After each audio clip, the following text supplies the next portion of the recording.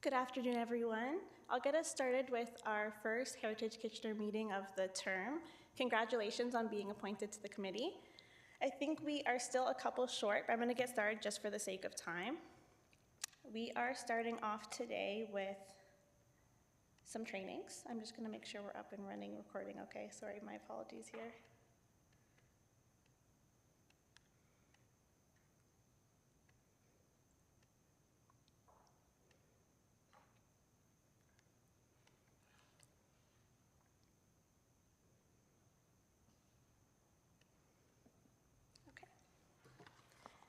Here we are.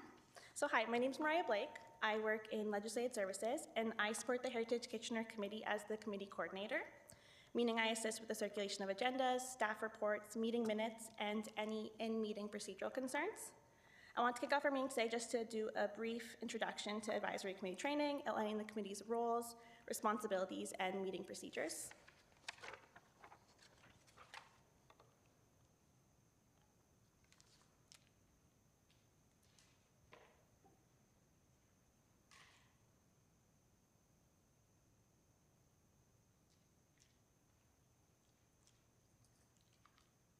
Apologies there.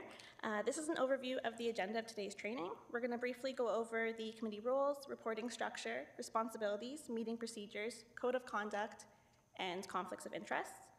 This presentation will be circulated following today's meeting, and a video recording of the training information, as well as today's meeting in general, will also be available online. There'll be an opportunity to answer any questions at the end, or you're welcome to also contact me following the meeting, just regarding any specific questions.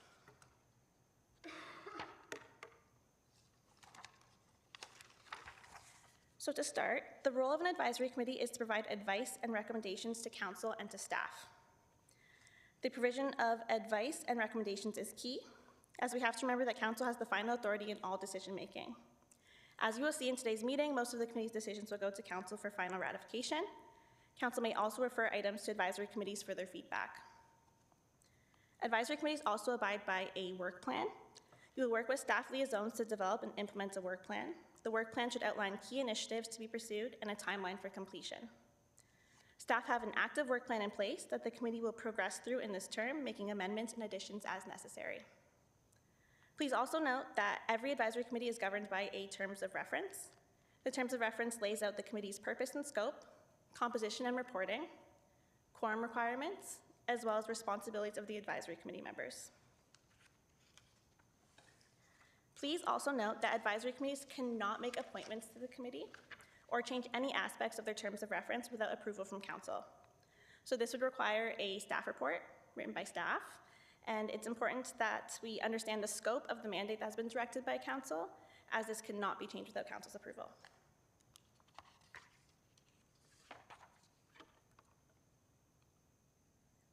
So this slide just displays the reporting structure of advisory committees in general. There are 9 citizen advisory committees, including Compass Kitchener and Heritage Kitchener. Compass Kitchener and Heritage Kitchener are unique in that they report directly to council and not through one of the 3 standing committees, as you see in that middle column there. All other advisory committee recommendations go to a standing committee, such as Finance and Corporate Services, Planning and Strategic Initiatives, and Community and Infrastructure Services.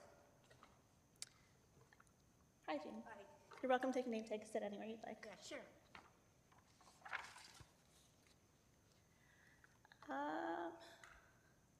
And just looking at the composition of advisory committees, a key party is all of you lovely folks, our citizen members. You're all volunteers appointed based on subject matter knowledge and expertise, and all citizen members are voting members. That means we can all participate fully in debate and discussion, and members are expected to disclose any direct or indirect pecuniary interest to items listed on the agenda. Please also note that while you are entitled to address the media as a private citizen, you should indicate you are not speaking on behalf of the advisory committee or the City of Kitchener, as your opinion may not reflect the opinion of the whole committee. Delving farther into committee composition, each advisory committee is also appointed elected members of council to sit on the committee. In our case, we have the lovely Councillor Michaud and Councillor Chapman, who are both returning members to the committee. They'll be joining us at 4 o'clock for the regularly scheduled agenda items. Members of council are also voting members, just like you, and they can participate fully in debate and discussion as well. They act as the primary link between the advisory committee and council and often speak on behalf of the advisory committee during council meetings. Advisory committees also have our staff liaisons. Staff liaisons are City of Kitchener employees, and they are the subject matter experts. They will present staff reports and recommendations, answer any questions, and overall act as a solid resource to the sitting committee members. Staff are non-voting participants in our committee meetings, and throughout the term, I'm sure you'll get to know all of our lovely staff very well, who will introduce themselves shortly.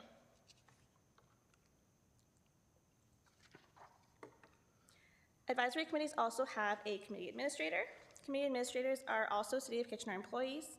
In the case of Heritage Kitchener, I am the committee administrator, so I'm responsible for preparing agendas, providing in-meeting procedural advice and support, recording any conflicts any of you may note, as well as preparing meeting minutes.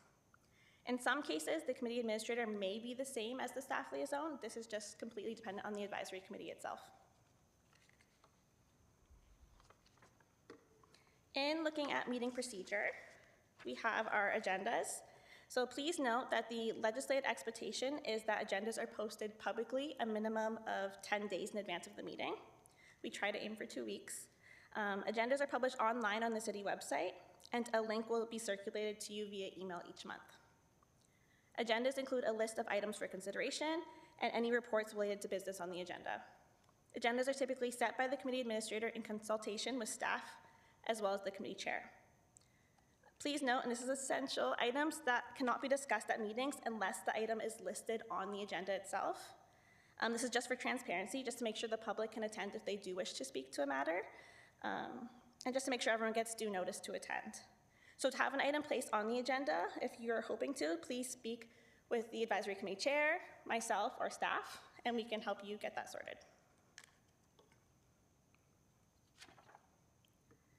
Going a little bit farther into meeting procedure, the chair will facilitate most of the debate and discussion of the meeting. The chair and vice chair will be invited to a separate training session just on meeting procedures and effective chair techniques. What's really important is that everyone on the committee has an equal opportunity to speak and take part in discussion, regardless if they agree or disagree with the majority opinion. The chair helps to facilitate the meeting and will determine the speaking queue that will, to the best of their ability, reflect the order in which members have requested to speak. Following my training presentation, as well as planning staff's training presentation, we will conduct a vote to select the chair and vice chair for this term during today's meeting if the committee is ready to decide. So again, yeah, that will just follow our training orientation.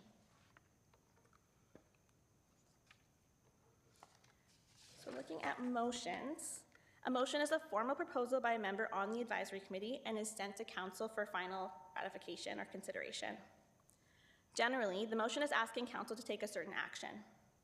The proposed action may be of substantive nature, meaning backed up with research and facts, or it may express a certain view or direction that a particular investigation be conducted and the findings be reported to council for possible further action. For advisory committee motions, they only require a mover, not a seconder, like council. And alternatively, just for your reference, a recommendation is what is contained in the staff report, what staff is recommending, while a motion is made by a member of the committee.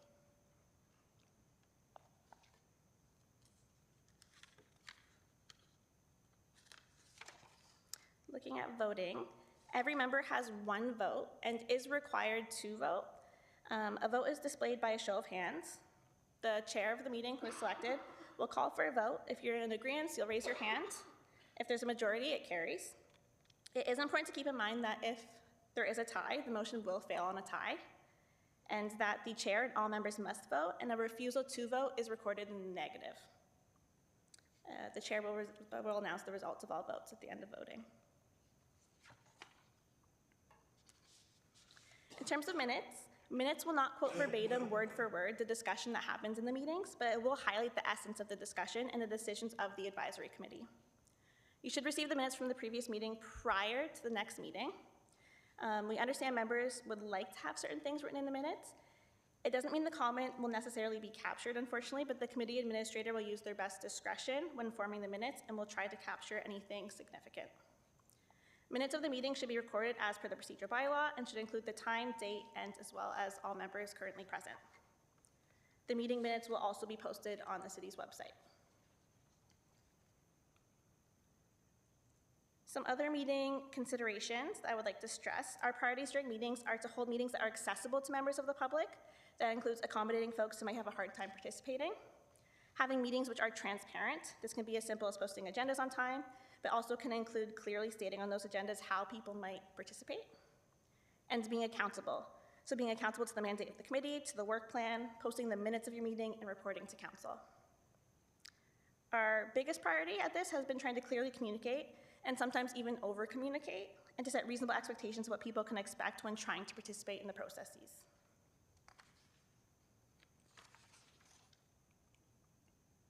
And also just like a brief look at the Code of Conduct. Council also follows this Code of Conduct. You will be emailed copies of the City of Kitchener Conflict of Interest Policy as well as the Code of Conduct. I do believe it's included in your training slides as well that were circulated to you via share file. Overall, overarching concept, treat people fairly, respect the policies of the city. It's your individual responsibility to read the policy and adhere to these rules. If you're found to have broken the rules of the codes of conduct, your appointment could potentially be revoked and you would be removed as a member of the committee. For example, taking to social media with certain comments and things of that nature, that also is included within the code of conduct. We also have our conflict of interest. While city staff cannot and will not provide a member with advice on whether or not you have a direct or indirect conflict of interest, the liability under the Conflict of Interest Act falls on the individual themselves. The city will advise to seek your own legal advice if you have a concern with respect to a certain item. If there's a perceived conflict, such as financial gain or loss to the member, declare it. Alternatively, you may use the committee polling member checking with other members their thoughts as well. And again, just to outline, the chair and vice chair training, once selected, they will be invited to an additional training just to go over some chair techniques. That will be mid to late February. And just for the sake of time, we can hold questions. If there's any questions that are burning, please feel free to ask them. But we'll hold them to the end. Planning staff also has a presentation, and you're welcome to meet with me after the meeting as well. Stick around for a little bit. I will just flag, we are still holding some spaces for additional members, and we have opened up recruitment again. So if you know anyone who is interested in joining Heritage Kitchener or who is a subject matter expert, reach out to them, let them know. I can circulate the link to you guys following the meeting as well. Recruitment is opened until January 17th, I believe. Thank you. With that, I'll pass it over to planning staff. Just give me a moment to get your presentation on the screen.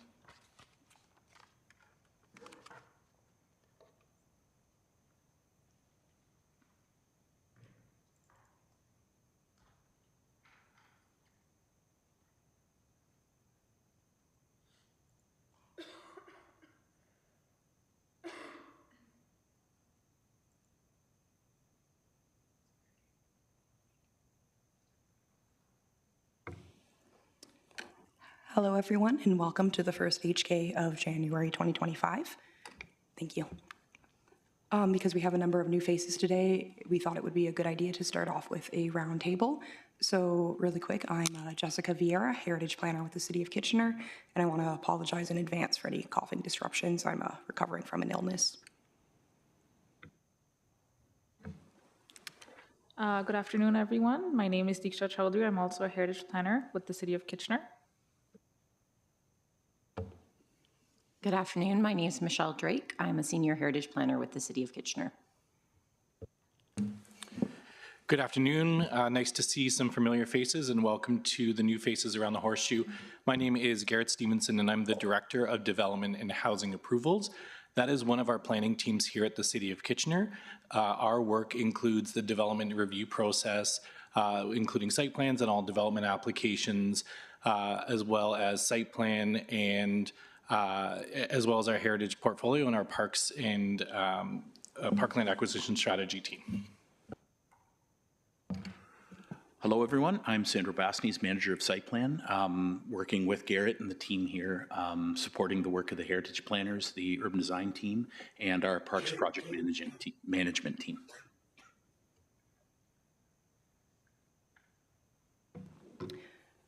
Okay, so to start off our training, we thought we would begin with the basics, that being what exactly is heritage planning. So heritage planning is the area of urban planning which addresses the protection and management of our cultural heritage resources within the city. Per our official plan, the goal of heritage planning is to conserve the city's cultural heritage resources through their identification, protection, use, and/or management in a manner that retains their heritage value and attributes. There will be more about what exactly heritage attributes are later. In heritage planning, we recognize that change to property may be necessary for growth and progress, so we don't aim to prevent these changes, but just to manage them in a way that development and redevelopment and site alteration is sensitive to and respects our cultural heritage resources.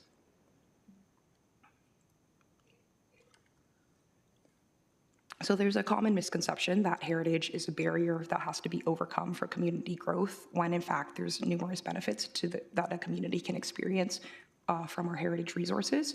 So this includes social, economic, environmental, informational, and aesthetic advantages. The first advantage being social benefits, which includes the creation of a sense of place, enhancement of cultural identity, creation of connections between people through a collective history, and the creation of connections between people and the built environment in which they interact. The next are economic benefits, which are more obvious and quantifiable, but those include enhancements to property value and assets, as well as attractions in investments and talent. Studies done in North America, including done by the University of Waterloo, have determined that there's a higher rate of return on investments with heritage resources. And further, our heritage resources also creates opportunity for tourism and other specialized industries. In terms of environmental benefits, the most sustainable building is the one that already exists. So retrofitting and reusing our historic resources instead of demolishing and constructing new things has massive environmental benefits, including keeping material and waste from our landfills and reducing material consumption. Further, it has implications for our carbon footprint, with embodied carbon being the associated carbon emissions that result from the extraction, production, transportation, and installation of building materials, and it accounts for a large portion of a building's total life cycle emissions. So when a building is demolished, that is a large waste of embodied energy from its entire life cycle. So retrofitting means then that we're reducing our carbon footprint.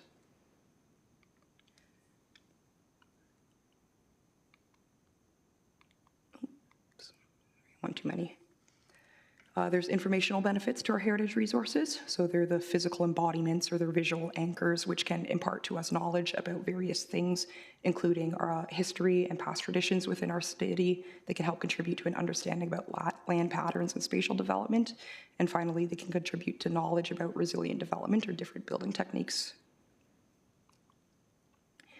And finally, there's aesthetic benefits, which seems to be the most easily recognized benefits by the public. Our heritage resources include buildings that are representative or rare or unique examples of distinctive architectural styles, and they display high degrees of craftsmanship, or they may be geographically defined areas with unique or recognizable characteristics, but altogether this helps to create distinctive places which distinguish Kitchener from other cities. And when our heritage resources are involved in redevelopment projects, this also encourages a higher standard of design, which helps to create appealing and interesting spaces and improve spatial quality in our urban areas. So when we speak about heritage resources, there's a few different types which we might be referring to, and that can be found within our city. The first is our built heritage, which includes significant buildings and structures or engineered works like bridges. An interesting fact, as of December 2024, 4.8% of the buildings within the city are heritage buildings, being either designated or listed. The second type of heritage resource we might be referring to could be cultural heritage landscapes, which are areas that reflect the interactions of people with landscapes over time. CHLs may include groups of built heritage, distinctive landscape features, or archaeological sites that altogether create a significant heritage form. We have 55 identified CHLs within the city as a result of a 2014 CHL study, and as of 2023, we have implemented our first 2 CHLs, those being the Cedar Hill neighborhood and the Lower Dune CHL.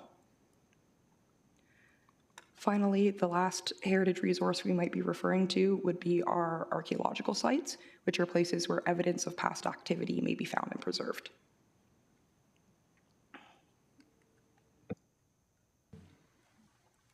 So how do we protect our heritage resources?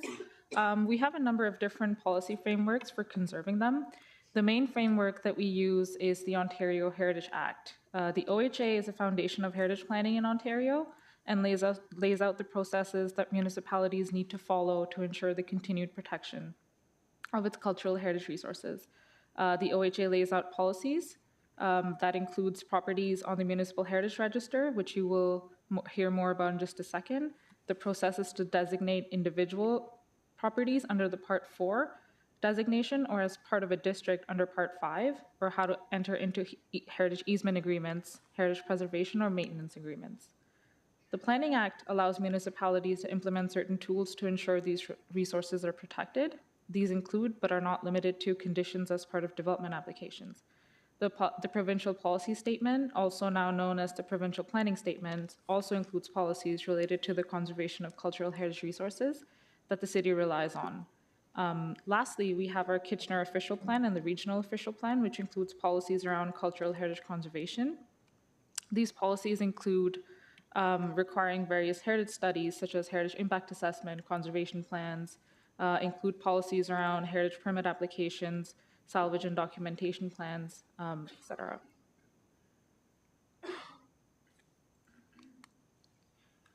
So starting from the OHA, it establishes a framework of heritage conservation in Ontario. The value of a cultural heritage property is based on a values-based approach, outlining the cultural heritage value or interest of that property and the heritage attributes that should be protected. These could relate to physical features or historical elements that contribute to a property's cultural heritage value or interest. The approach first identifies why a property is of value and then describes the features and attributes of the property that are important in conserving that value. All of these are included in a document called a Statement of Significance or a Statement of Cultural Heritage Value or Interest. The OHA has established criteria for determining the cultural heritage value at the local and provincial level under the Ontario Regulation 906. Under OREG 906, criteria is determined according to three broad categories: design physical, historical or associative, and contextual value. So this is just an excerpt from the Ontario Heritage Planning Toolkit that I wanted to show you that lays out the criteria. I should mention that due to the changes enacted by Bill 23, OREG 906 has been changed, and instead of having these three criteria, now we have all 9, basically listing each sub-criteria independently. Another change that came into effect because of Bill 23 was the number of criteria needed to be met for a property to be listed or designated under Part 4. So now, for a property to be listed as a non-designated property of cultural heritage interest or value, 1 or more criteria needs to be met, and to designate a property under Part 4 of the OHA as an individual property, 2 or more criteria need to be met. For designations of heritage conservation districts, 25% of the total properties included within the district need to meet 2 or more criteria for that whole district to be designated. So I just wanted to give a brief summary of each design value, of each value and how we sort of use them to determine the cultural heritage value of the property. So the first 3 criteria of 906 establish whether a property has design or physical value. This is meant to identify the architectural style of the building, whether the style is important from a heritage planning perspective. So as to say whether it is an early example of architecture, is it a particular type of architecture, whether it is a rare type not typically found in the city, or maybe not many buildings exist of that particular style anymore. We also need to determine whether the building has been built with a high degree of craftsmanship or merit. So how many and what ornamental design details does the particular building have? And thirdly, we look for whether the construction methods or the building style has achieved a high degree of technical or scientific achievement. The next 3 criteria are used to determine whether a property has historical or associative value. Using these criteria, we try and establish whether a property or a building is important to Kitchener's history. Was it used by a significant community or organization? Is it important to a significant community or organization? Is it related to significant institutions like places of worship? Was it designed by an architect or builder that is significant to the community? Are there certain themes like early settlement, industrial development, economic development that the building contributes to? To satisfy this criteria, we really have to delve deep into the history of the property and determine what contribution, if any, it makes to the history and character of Kitchener.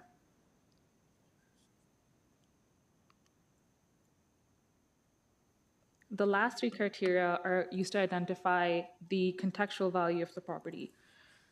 These criteria are really used to identify whether the location and the setting of the property makes it important enough to be conserved and contributes to its cultural heritage value.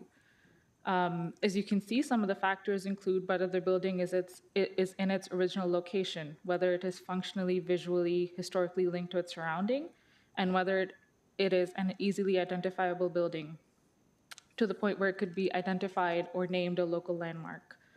For example, the Walpole Hotel has contextual value because of its corner location at the prominent intersection of King and Queen Streets, the two main streets in Kitchener downtown.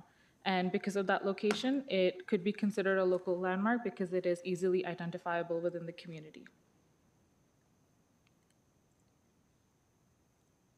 So when the criteria has been determined, the OHA lays out types of classification or designation a building could have. These are listed properties or non-designated properties. The OHA lays out the process we would use to designate buildings and districts as well. The first step would be to list the building on the Municipal Heritage Register as a non-designated property. One of the other changes that have been implemented by Bill 23 was that a property can now only be listed on a register for 2 years. If it has not been designated within that time frame, it will be removed and cannot be relisted for another 5 years.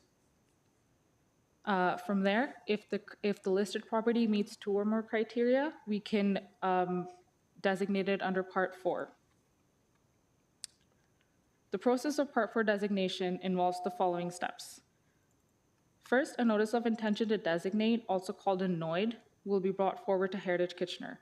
This is in the form of a report detailing the cultural heritage significance of the building and a statement of significance, which includes the reason for designation and the heritage attributes. It is important to note that everything included within the heritage attributes are the elements of the property that would be protected by the bylaw, and any changes could require the submission of a heritage permit application. If Heritage Kitchener recommends approval, the NOID is taken to council. If council approves, the owners are informed through mail. There's a 30-day period of objection during which the owner can object to the NOID. If this happens, city staff have to take a report back to council, and council would make the final decision on whether to proceed or not. If no objections are received after the 30-day period, staff bring forward a designating bylaw straight to council, which would be registered on the title of the property. There's another 30-day appeal period in which the owner can object again, and the objection must be taken to the Ontario Land Tribunal. If no objections are received, the bylaw must be registered within 120 days of the passing of the NOID. For Part 5 designations, which are heritage conservation districts, the process starts with a heritage conservation district study, which determines whether designation should be pursued for the study area. According to Bill 23, at least 25% of all the properties that are being studied within an HCD must now meet 2 or more criteria. Once that study is complete, and depending on the result, the city undertakes the preparation of a heritage conservation district plan, which is meant to include guidelines and policies for various alterations, additions, and demolitions of existing buildings within the heritage conservation district.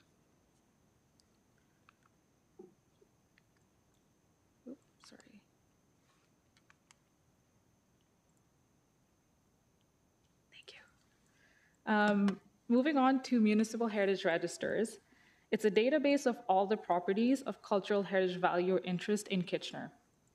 It includes all the designated properties and the listed properties. And we have a separate municipal heritage register for listed properties, for Part 4 properties, and for Part 5 properties. We also have an inventory of historic buildings, which have been identified as having cultural heritage value of interest, but need further research and assessment to determine whether these properties should be listed and or designated. Sorry. Moving on to listed properties. These are properties which have not been formally designated under Part 4, but have been recognized as properties of cultural heritage value or interest. Between 2007 and 2015, Heritage Kitchener reevaluated more than 800 properties on its inventory and listed 231 on the Municipal Heritage Register. The building that you see before you is 19 to 92 Queen Street South, which was previously listed but now has been fully designated under Part 4.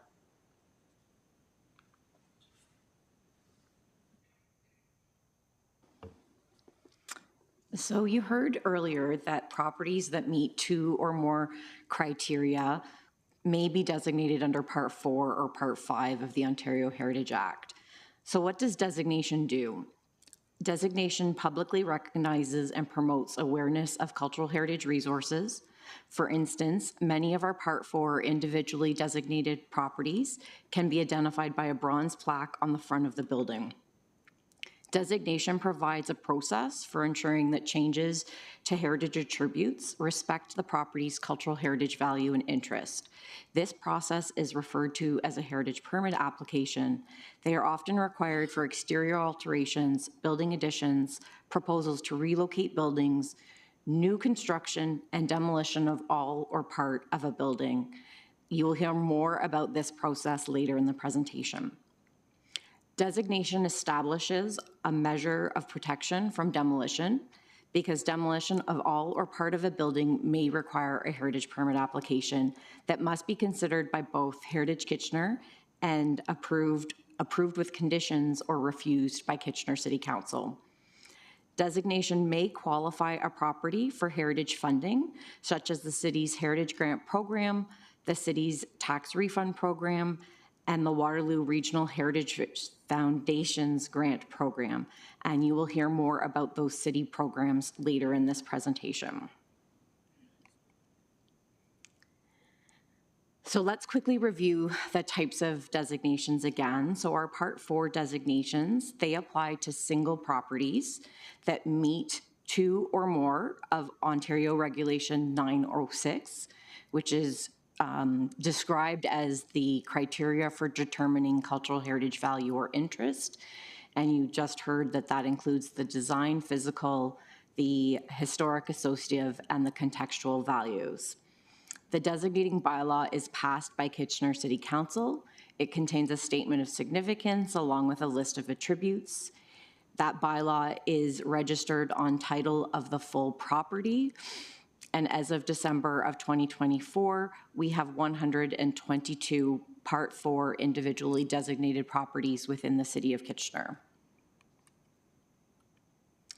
So for our Part 5 designations, these designations apply to a collection of properties, often neighborhoods, that meet Ontario Regulation 906. And again, as mentioned earlier, that would be at least 25% of the properties meeting 2 or more of the criteria. Those properties, my apologies, are then identified and designated within a heritage conservation district under Part 5 of the Ontario Heritage Act. A designating bylaw is passed by council and a heritage conservation district plan is adopted by council. In Kitchener, we have 4 heritage conservation districts. Collectively, they contain just over 1,000 properties. And these districts include our Civic Center Neighborhood Heritage Conservation District, established in 2008, our St. Mary's Heritage Conservation District, established in 2001, our Upper Dune Heritage Conservation District, established in 1988, and our Victoria Park Area Heritage Conservation District, established in 1996. Each of these heritage districts has its own unique Heritage Conservation District Plan, which contains policies and guidelines that manage change, especially those changes that can be seen from the public realm, so visible from the sidewalk, the street, a laneway, a public park, etc.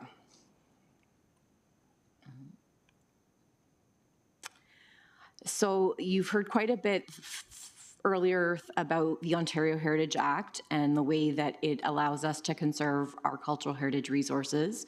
The other areas that provide us mechanisms to protect our cultural heritage resources are the Planning Act and official plans. So the Planning Act and the Provincial Planning Statement from 2024 govern matters related to land use planning and development, such as plans of subdivision, official plan amendments, zoning bylaw amendments, site plans, variances, and severances. The Provincial Planning Statement is issued under the Planning Act and provides direction on matters of provincial interest, which defines with respect to heritage as the conservation of features of significant architectural, cultural, historical, archaeological, or scientific interest. The Provincial Planning Statement provides policies for cultural heritage and archaeological resource conservation. The Region of Waterloo's official plan is the region's guiding document for directing growth and change. One of the many goals is to create a vibrant urban and rural place, and one objective of that plan is to support the conservation of cultural heritage resources. The Regional Official Plan, sometimes referred to as the ROP,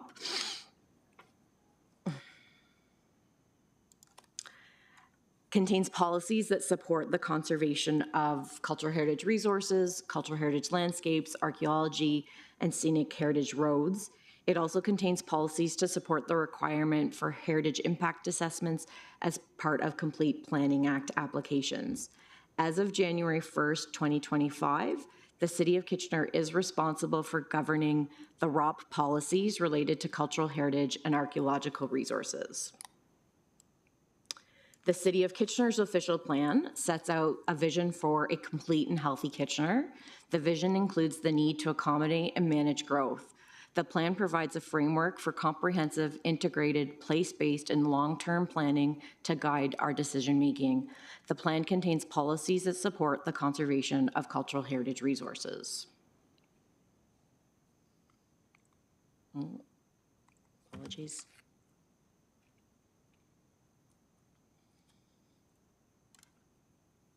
So now, how do we manage change? Now that we're familiar with the governing legislation and policies, how do we manage that change? It is recognized that cultural heritage resources may change and evolve over time. For example, a former industrial building may be converted to an office use, or a once rural property may now be integrated in a new plan of subdivision. Designation does not prevent change, but rather establishes a process, such as the heritage permit application process, to manage change. The heritage permit application process, combined with studies such as heritage impact assessments and conservation plans, ensure that a property's cultural heritage value and interest, along with its heritage attributes, are conserved for the benefit and enjoyment of both existing and future generations.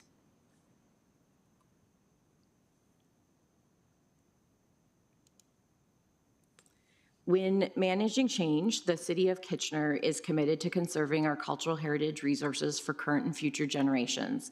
Our conservation best practices reflect national standards, provincial legislation, current city policies and procedures, conservation tools and approaches that are used by other municipalities, and input from Heritage Kitchener. They are also the foundation of our Heritage Action Plan, which has resulted in actions such as the development of a Built Heritage Emergency Management Protocol and a review of the Designated Heritage Property Grant Program. Our work to manage this change is guided by the federal standards and guidelines for the conservation of historic places in Canada, the province's 8 guiding principles in the conservation of built heritage resources, the Region of Waterloo official plan, the City of Kitchener official plan, the City of Kitchener, the 4 Heritage Conservation District plans. We use a number of processes to manage that change, and that includes heritage permit applications, planning applications, studies that are submitted to support those applications, such as heritage impact assessments and conservation plans, and then implementation tools like conditions attached to site plans or subdivisions, heritage design guidelines being an example. I'll now provide a brief description of 3 of the processes before my colleague Jessica outlines them in more detail. So heritage impact assessments are studies which require an applicant to evaluate the potential adverse negative impact of a proposed development or site alteration on or adjacent to a cultural heritage resource. These studies include the identification of avoidance and or mitigation measures along with a recommended preferred conservation option. These studies can be required as part of a complete planning application, a complete heritage permit application, or a complete heritage funding application. The heritage permit application process allows the city to review site-specific applications and determine if proposed changes will beneficially or detrimentally affect the statement of significance, or the cultural heritage value and interest, is the terms we used earlier, and heritage attributes. As a general rule, the preferred alterations to heritage properties are those that repair rather than replace original heritage attributes, and those that do not permanently damage cultural heritage resources and their heritage attributes. Where replacement materials or new construction is necessary, these should be compatible with the original. Reversibility is also preferred, as this allows for future reinstatement or rehabilitation and restoration of heritage attributes that have been removed or lost. Finally, to help cover the costs of conservation projects, the City of Kitchener offers different funding programs, including the Designated Heritage Property Grant Program and the Designated Heritage Property Tax Refund Program.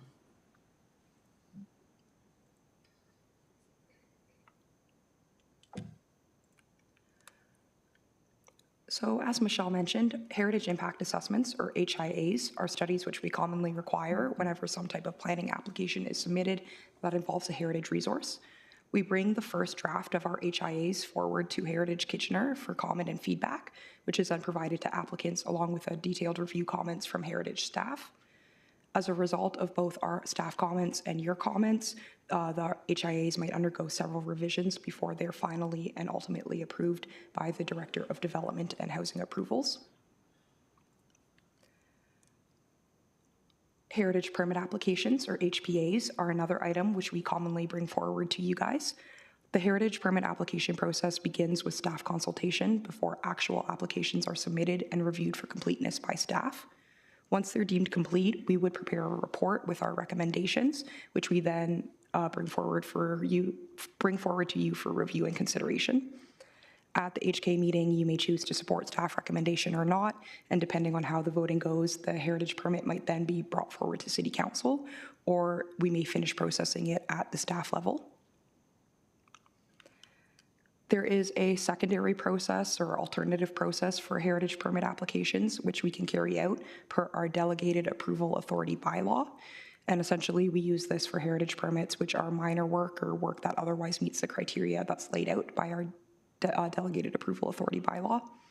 So with DAA, the permit is processed at the staff level with consultation from our district representatives or the chair, as opposed to the committee as a whole.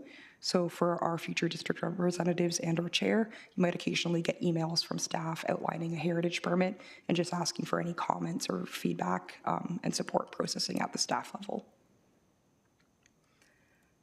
Finally, for more information on the last item that Michelle mentioned regarding our heritage funding programs, there are 2 offered annually by the city to designated properties. The first is our Heritage Grant Program. In 2024, an update was done to the grant program, which changed its structure a bit, and the budget was approved by council to increase the amounts available. So in 2025, for the first time, we are now offering up to $5,000 in grant monies for what we call general works. And we've introduced a new category, which we've labeled special projects, in which we'll be giving out 2 grants of $15,000 annually. The intent is to see how this program performs over the next couple of years at these amounts and then reassess if needed. The second program that we offer is our tax refund program, and that's available for designated properties which are subject to a heritage conservation easement or preservation and maintenance agreement, and that offers up to 40% of a refund on property taxes.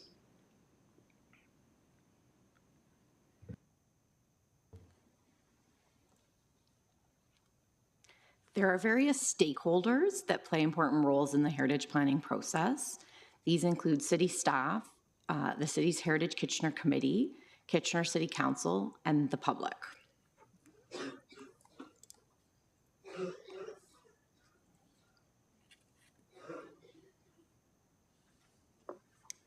So in terms of city staff, heritage planners are often registered professional planners and are members of the Canadian Association of Heritage Professionals who have education and experience in heritage planning and cultural heritage conservation.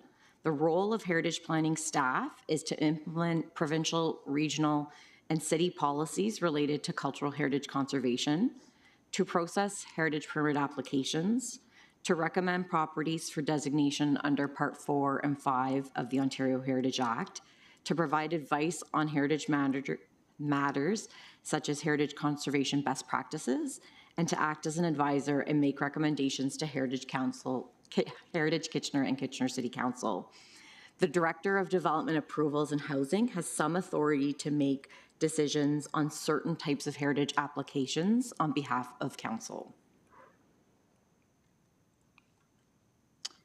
Heritage Kitchener is an advisory committee appointed by Kitchener City Council to advise on heritage matters throughout the city.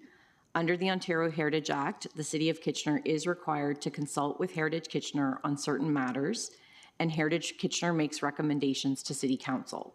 Such matters include recommendations to designate property and recommendations to alter designated property. City Council makes decisions on recommendations pertaining to the Ontario Heritage Act, such as decisions to designate, to permit the alteration of a property, to refuse a demolition, or to permit new construction. As noted earlier, the Director of Development Approvals and Housing has some authority to make decisions on certain types of heritage permit applications on behalf of City Council. And lastly, the public. The public is considered a stakeholder in the conservation of our collective cultural heritage resources. Owners are also stakeholders, but at the same time, they are caretakers and stewards of many of our cultural heritage resources. All stakeholders are encouraged to participate in the process. Some ways that they can do that is by contacting heritage planning staff, attending Heritage Kitchener meetings, attending Planning Act public open houses and other related meetings, and attending Kitchener City Council meetings.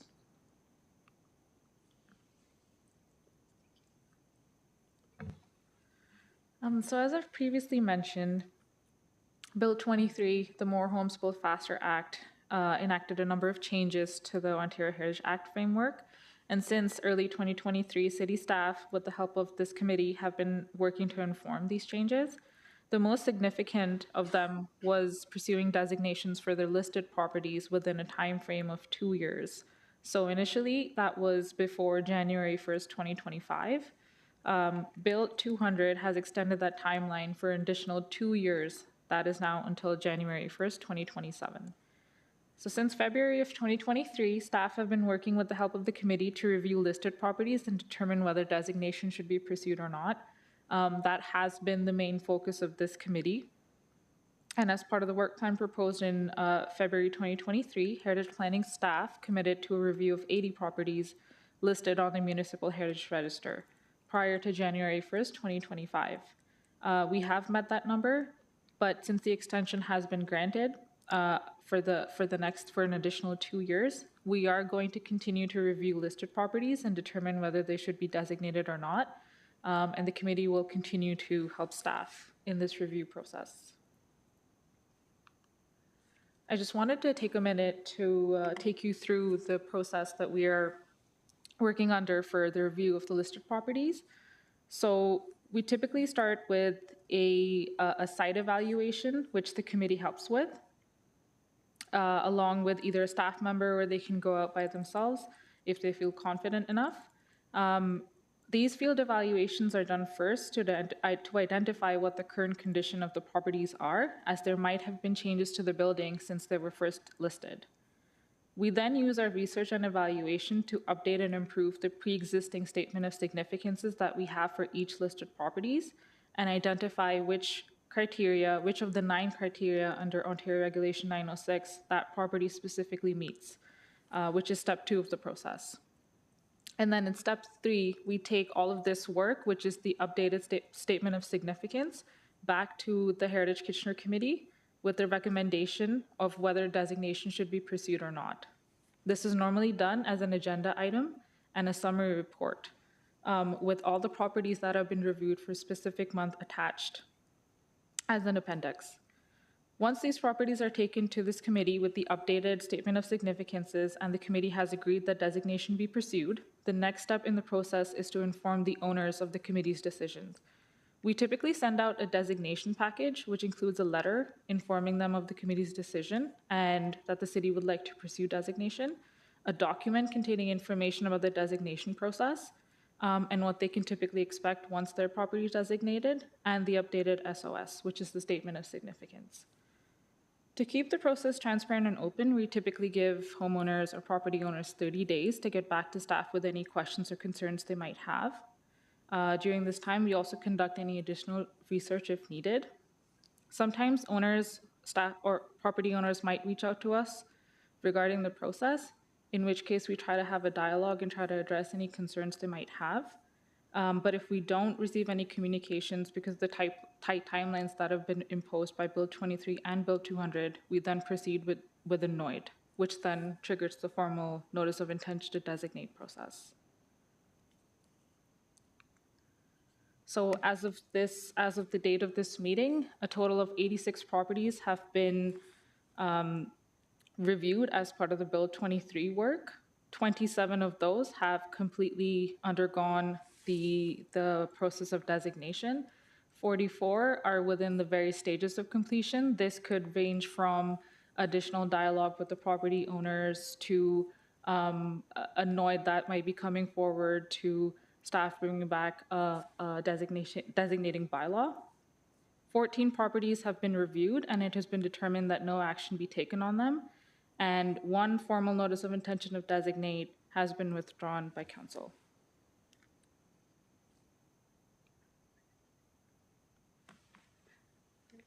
And that is the end of the training. Happy to answer any questions that committee members might have.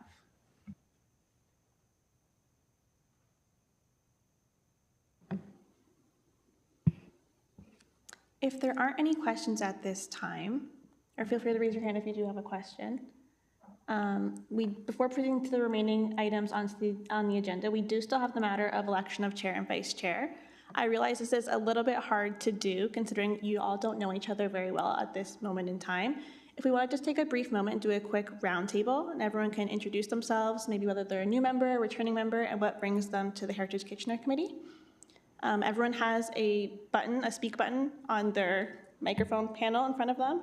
If we start, maybe Rudy, you're in my line of sight. If we start with you, Rudy, and we just continue around the circle.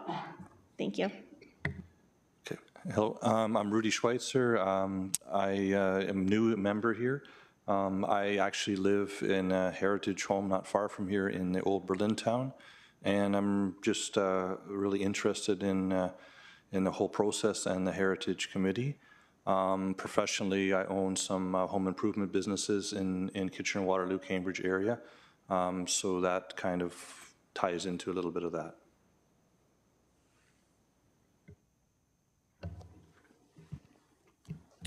Hi, I'm Peter Chichura. I'm a returning member, and this is my 12th year on the committee. And I'm a subject matter expert, and I'm an architect. I practice in Kitchener as a sole practitioner, and I specialize in residential renovation, additions, and new construction. Thanks.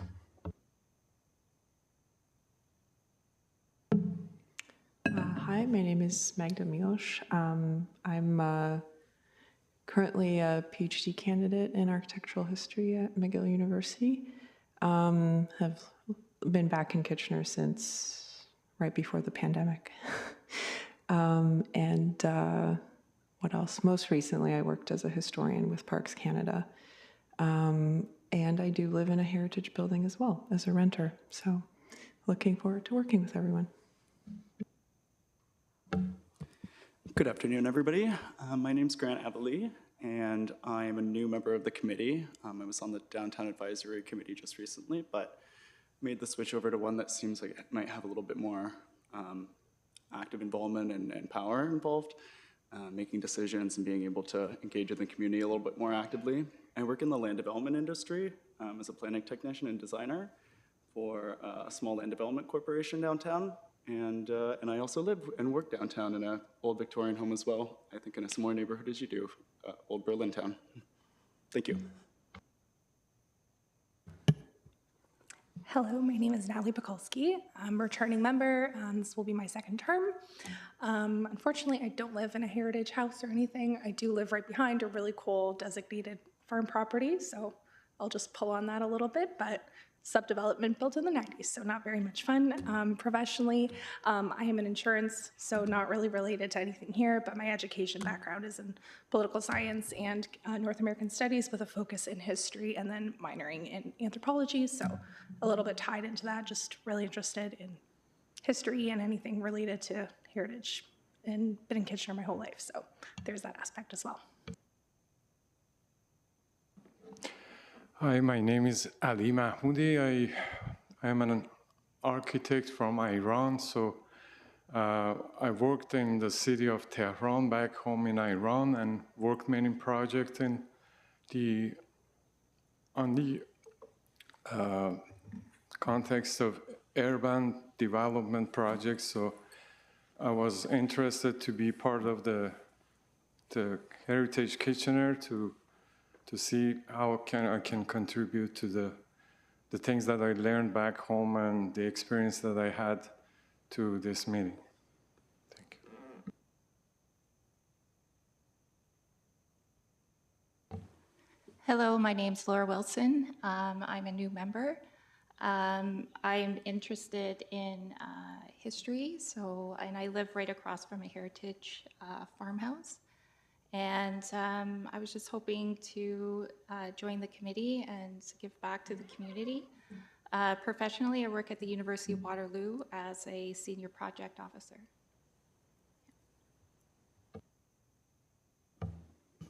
Hello, I'm Jean Hallboom, and I find it hard to explain how long I've been interested in heritage of the city of Kitchener, but it's been over 40 years.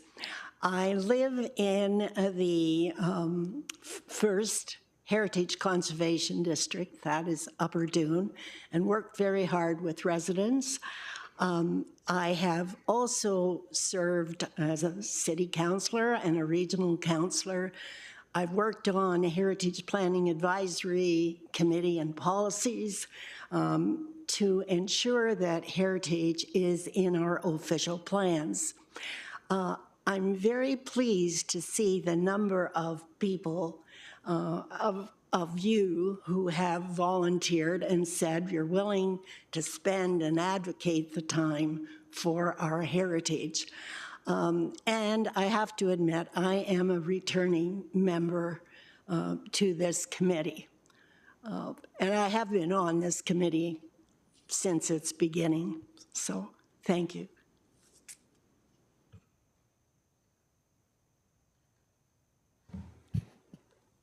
Thank you. I'm Debbie Chapman. I'm a city councillor in Ward 9, and within the Ward 9 area there are two heritage districts, the St. Mary's, is it called St. Mary's Heritage District? Yeah, behind St. Mary's Hospital, and the Victoria Park Neighbourhood Association, the Victoria Park Heritage District. And I've been on the committee, I guess, for 6 years now. Thank you, and I'm happy to be back. Councillor Michaud, I know you just walked in the door, sorry to put you on the hot seat. Do you want to introduce yourself as well? Hello, everyone. I'm Councillor Christine Michaud, and I'm Ward Councillor for Ward 4. I imagine Jean Hallboom gave you all the historical significance of the ward. I just came in late. Jean, did you? I hope. Sort of, okay, well, Ward 4 has two areas, Upper Dune and Lower Dune have a tremendous amount of historical significance, and Jean has been a champion in this ward, and I certainly admire all the knowledge that she carries with her. I've been on this committee for 6 years as well, and I'm enjoying it thoroughly, and I want to welcome all the new members here tonight. Thank you. Thank you, everyone, for taking a second there to introduce yourselves. We'll move right into the election of the chair and the vice chair. Is there anyone who wants to nominate anyone in this committee to be chair or to self-nominate? Feel free to do so now. I'd like to nominate Jean Halblum as chair.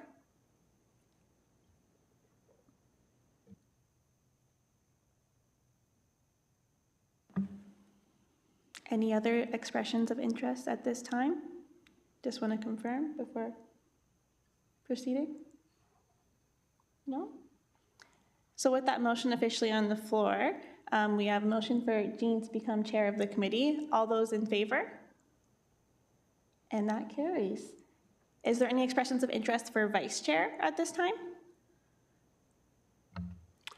I'd like to nominate Natalie for vice chair, if you would consider it. I was really hoping you would say yourself again.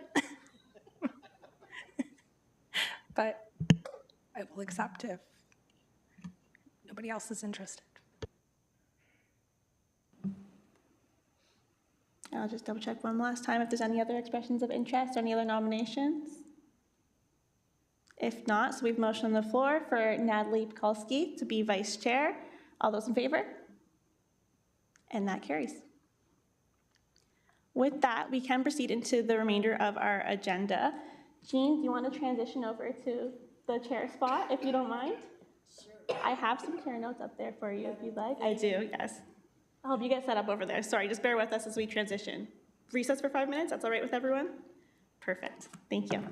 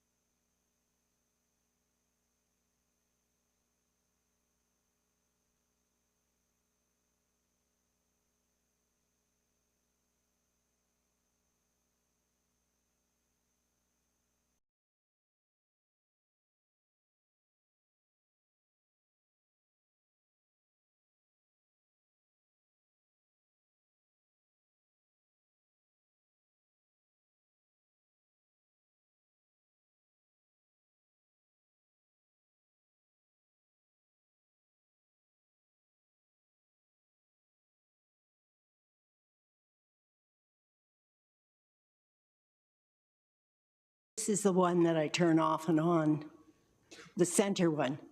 Thank you. Good afternoon and welcome to our first meeting of Heritage Kitchener.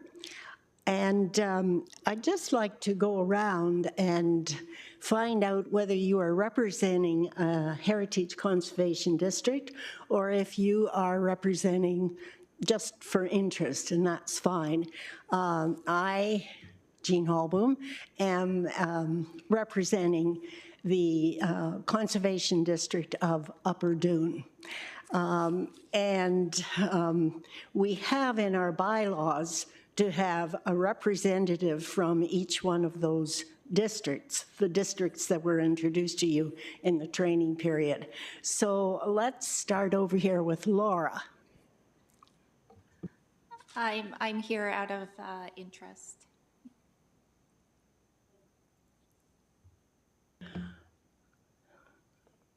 Ali?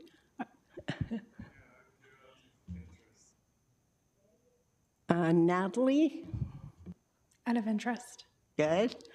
I'm going to go down to Rudy. I'm here of interest as well. Cute. And Peter? Out of interest. And Magda? Out of interest. And I believe I'm a citizen representative as well. okay, thank you. So it would seem to me that, Mariah, we need to find some reps from those districts. That's fine. Well, welcome again. You heard a lot about the Ontario Heritage Act in the training session. And believe it or not, the Ontario Heritage Act celebrates 50 years this year because it came into being in 1975. And on March the 5th, the Architectural Conservancy of Ontario will be meeting with MPPs to talk about the Ontario Heritage Act and the state and the needs. And then I invite each of you, if you're interested in more of this information, please talk to me, keep posted, and it should be very exciting to see the accomplishments and concerns. So I just put that out for you. Now, we're going to go along to the agenda item of 4.3, Draft Scoped Heritage Impact Assessment, 1940 Fisher-Hallman Road. And I wonder if, I'm sorry, I do have good cheat notes, but I haven't had a chance to look at them. So, Diksha, would you please make a presentation on this then? Thank you, Madam Chair. Sorry, I'm just waiting for the presentation to load. There we go. So the first item for discussion is a draft scoped heritage impact assessment for 9040 Fisher-Hallman Road. The subject property is located on the east side of Fisher-Hallman Road between Plains Road and Haldeman Street. So 1940 Fisher-Hallman Road is currently listed as a non-designated property of cultural heritage value on the city's municipal heritage register. The proposed development includes the severance of the current property to facilitate the construction of new stacked townhomes towards the northern section of the property, as you can see. As part of this application, there are no alterations proposed to the existing cultural heritage resource on the property, and it is proposed to be conserved in situ. As you can see from the proposed site plan, the new proposed lot line will be about 19 meters from the existing building. At this time, staff are wanting the committee's input as we continue to review the draft HIA. The applicant's heritage consultant is here to answer any questions the committee may have, and no motion or recommendation to council is required at this time. That concludes my presentation. Thank you. Thank you, Diksha. And I have erred in that I should have asked for conflict of interest before we began our discussion. And I'm going to stop right now and ask, are there conflicts of interest on this item? Grant has one. Thank you. Could you explain? Yeah, absolutely. So on item 4.3, I need to declare a conflict of interest as Fusion Homes is a client of my employer. Thank you very much. And now I would like to call on Vanessa Hicks. Vanessa will be perhaps making a presentation, and then we will have a chance to ask questions. Vanessa. Thank you and happy 2025. Very nice to see. Thank you, Diksha. Nice to see you all here and see some fresh faces on this committee. My name is Vanessa Hicks and I'm a cultural heritage planner and expert with MHBC Planning. The item before you is just an item for discussion. There is no recommendation required from the committee. However, I am able to answer any questions that you may have. I just have a couple of slides to indicate the subject property and its location. Diksha had an excellent map, but I think what I will do is draw your attention to the difference between the property as a whole, which is listed, which is why there's no recommendations required from the committee. There's no heritage permits. There's nothing being altered, given that the property we're looking at today is the Stage 6 lands, shaded in blue. If you can look on the photograph on the left, this property is completely vacant and there are no heritage resources on these lands that we are considering today. And in the future, the lands will be severed, where the portion of the property which has heritage resources will be dealt with through staff through separate planning applications, and the conservation of those resources will be worked out with a separate process. So today we're looking at the property which is shaded in blue, which is vacant and has no heritage resources on it. A heritage impact assessment was completed in 2008 and again by ourselves just recently, and we conclude that there will be no adverse impacts to heritage resources, given that these lands are, well, you can see in the photograph, they're vacant and they have no natural built resources on them. The only recommendation that we have made is that there is adequate fencing so that any construction activities would be an adequate distance away from the farmhouse. If you have any further questions, I'm happy to answer those. Thank you, Vanessa. Any questions for Vanessa about this? Yes, Councillor Chapman. Yeah, I was just wondering if you own the farmhouse property.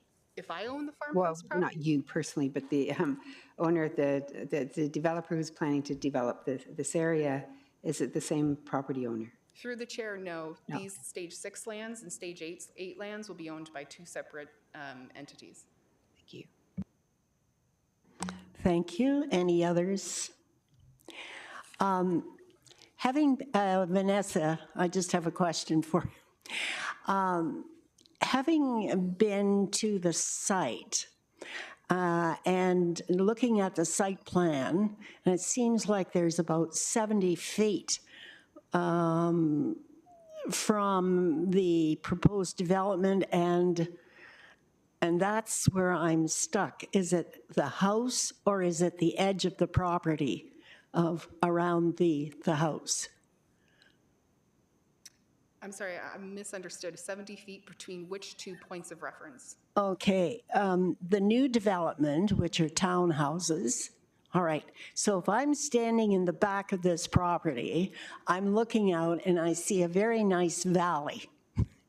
And I wondered how, or a dip in the landscape, how close are those houses or the townhouse development to the property itself?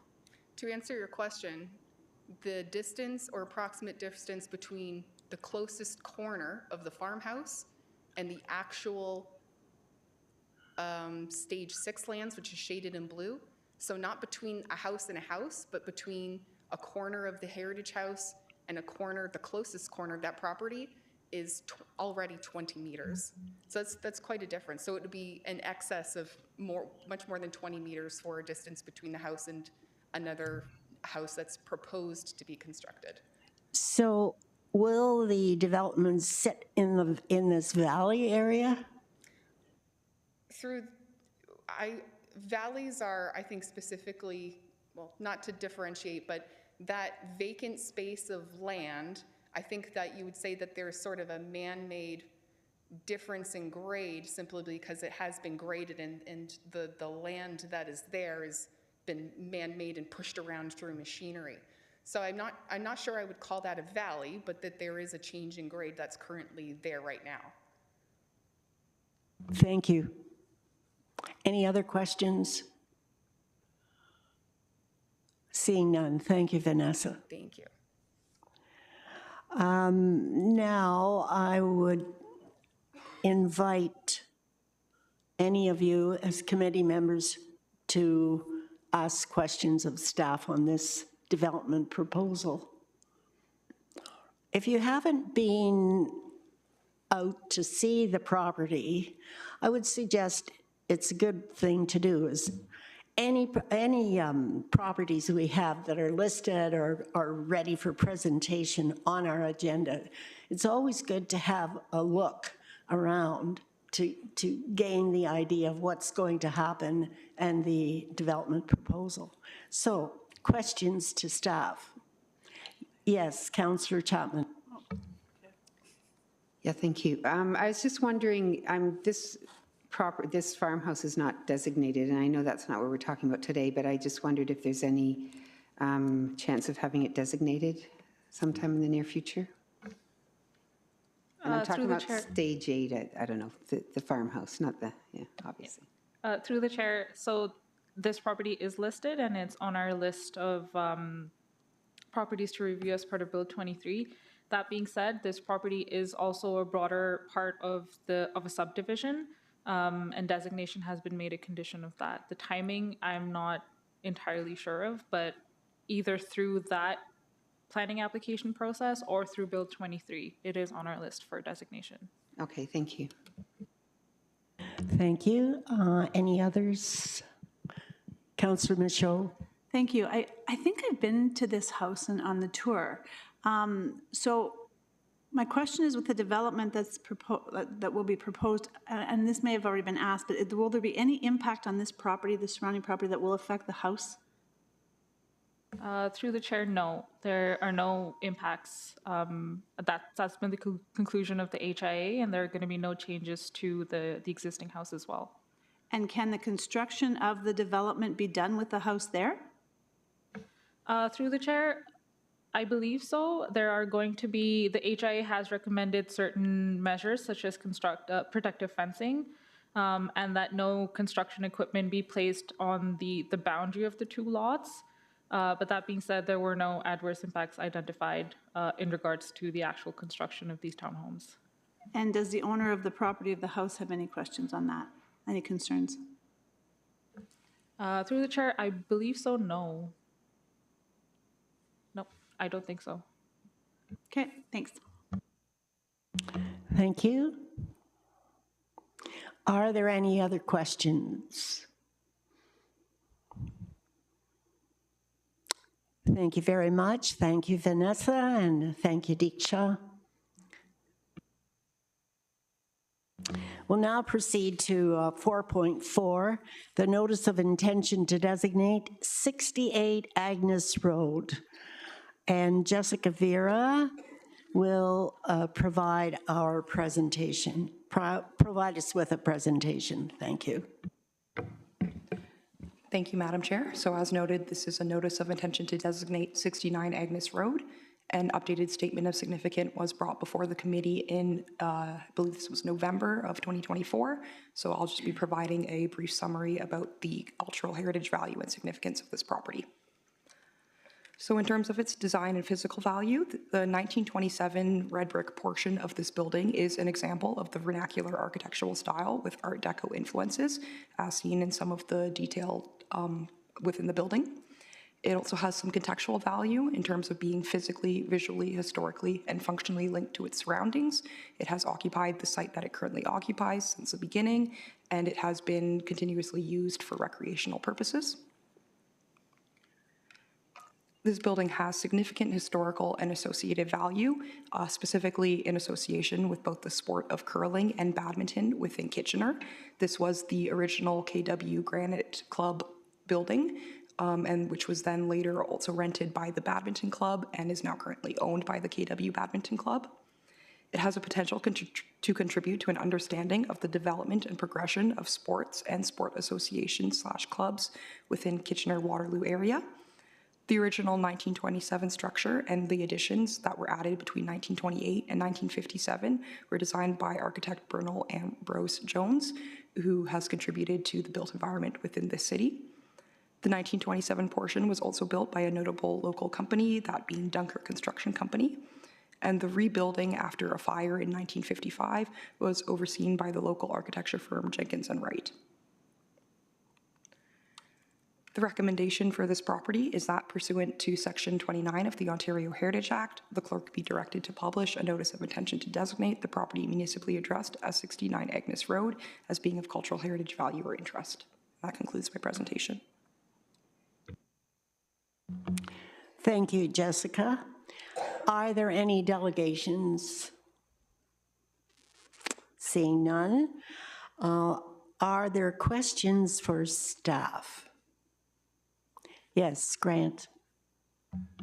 Thank you. And through the chair, I was wondering if there's been any development applications on the site, or I don't know if this would be able to be disclosed, or if there's been any pre-submission consultations on this property previously. Through you, Madam Chair, we cannot disclose in the nature or if we've received any pre-submission applications on any properties. We do not have any current applications or development proposals for this particular site. It is within the Growing Together geography, so through the city-initiated work last year, we did implement a new zoning and land use framework through that project, so that would be the most recent land use permission changes that existed for this site.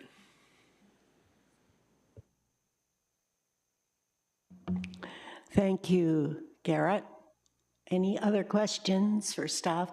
Yes, Councillor Chapman. I just wondered who owns the parking lot in front of, or beside, I guess it's in front of the actual building.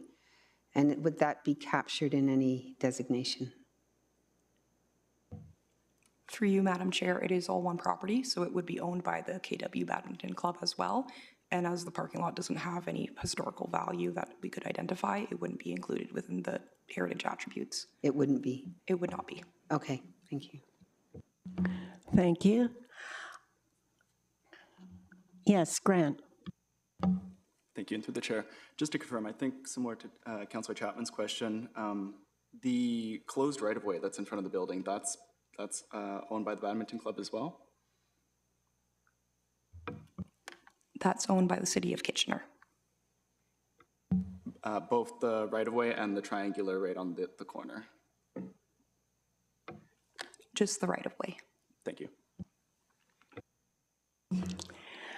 I have a question, Jessica.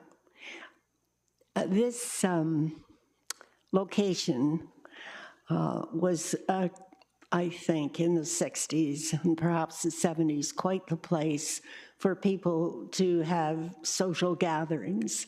And it was quite an honor to go to this place for a special dinner by invitation.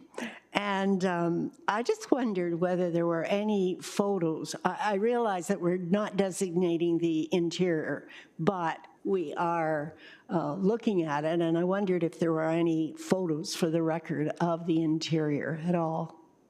And I also realize that probably since that time things have changed, so what existed then is likely not to exist today. But do you have comments? Through you, Madam Chair, during my archival research, I did find some photos of the interior. Some of them were from post-1955, which is when a good portion of this building burned down. It's also undergone a number of additions and changes, so the photos that I found in the interior might not reflect what it currently looks like today. But there are photographs available in the archives. Right. So it would be interesting to put that as part of our collection and the archival and the reasons for designation and so on, just for research in the future. Right. Thank you. Are there any other questions? Seeing none, I'm going to read the resolution. And the recommendation. It was resolved that pursuant to Section 29 of the Ontario Heritage Act, the clerk be directed to publish a notice of intention to designate the property municipally addressed as 69 Agnes Street as being of cultural heritage value or interest. Who would like to move this? Councillor Chapman. Any further questions? All those in favor? Thank you. Carried. Since this report has been approved from the committee, it will go to council for approval January 20, 2025. Thank you. Our next item, 4.5, is a notice of intention to designate 80-86 Union Boulevard. And Jessica Vera, Heritage Planner, will provide a 5-minute presentation.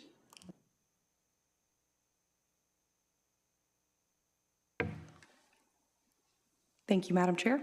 So as noted, this is the notice of intention to designate the property municipally addressed as 80-86 Union Boulevard / 571 York Street. An updated statement of significance was brought forward for this property in October HK meeting 2024.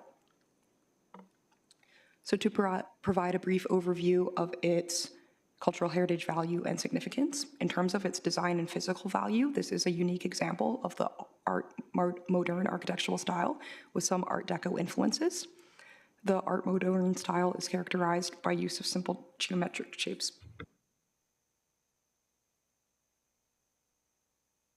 Pardon me. Long horizontal lines and banding, curved sides and corner windows, and the glass block windows that you can see in the photograph above. The Art Deco influences are seen in the more decorative detailing that are within this building, such as the leaf motifs and the dramatic front entrance surround. In terms of its historical and associative value, these buildings have the potential to contribute towards an understanding of development patterns in the late 1930s to 1960s. And in terms of its contextual value, it contributes to the continuity and character of Union Boulevard and the York Street streetscapes, as well as the Westmount neighborhood CHL as a whole.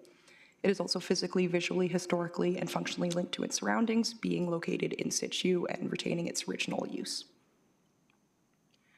In terms of the recommendation, it's recommended that pursuant to Section 29 of the Ontario Heritage Act, the clerk be directed to publish a notice of intention to designate the property municipally addressed as 80-86 Union Boulevard as being of cultural heritage value or interest.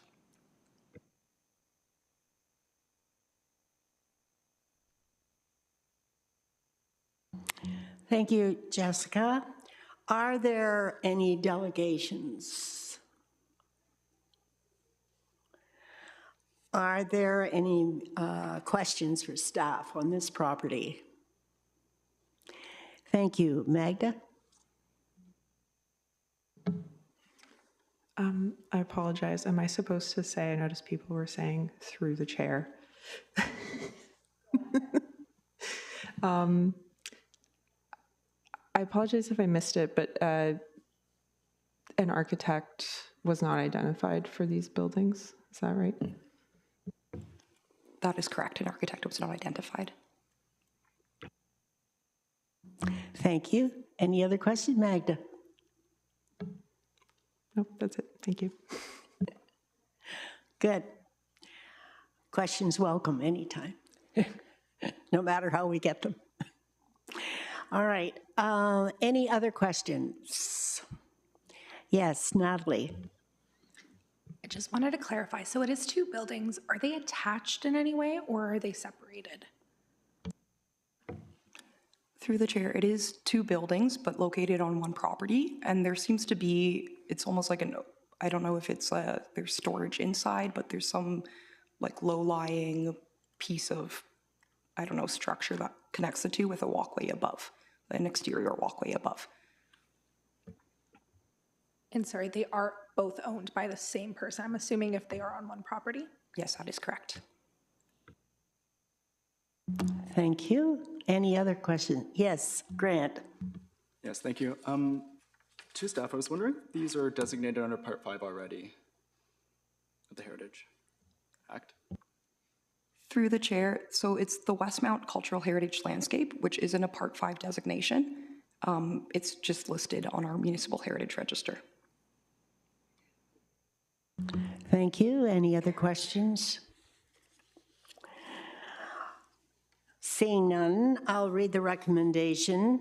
It was resolved that pursuant to Section 29 of the Ontario Heritage Act, the clerk be directed to publish a notice of intention to designate the property municipally addressed as 80-86 Union Boulevard, 571 York Street, as being of cultural heritage value or interest.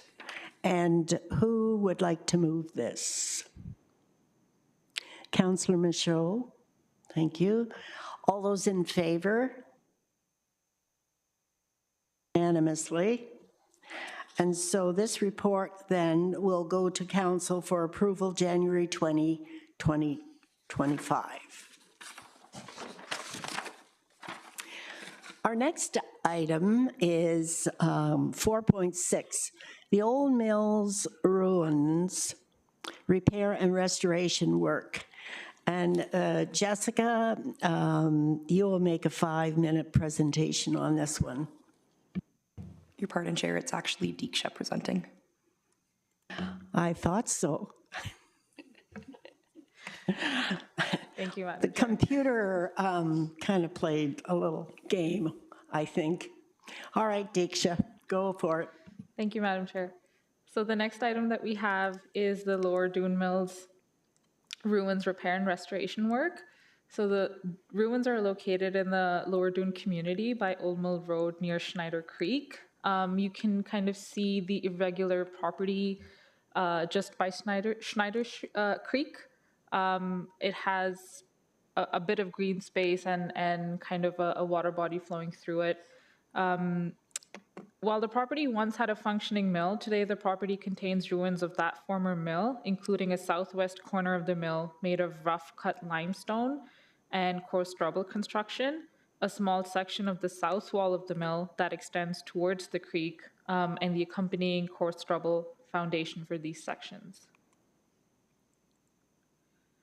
So the ruins currently are in an advanced state of disrepair, with many sections of the stone falling off. They are in need of repair and stabilization. Because of this, a cultural heritage evaluation report was completed, because these ruins are currently also listed as a property, as a non-designated property of cultural heritage interest or value. The purpose of the evaluation report was twofold.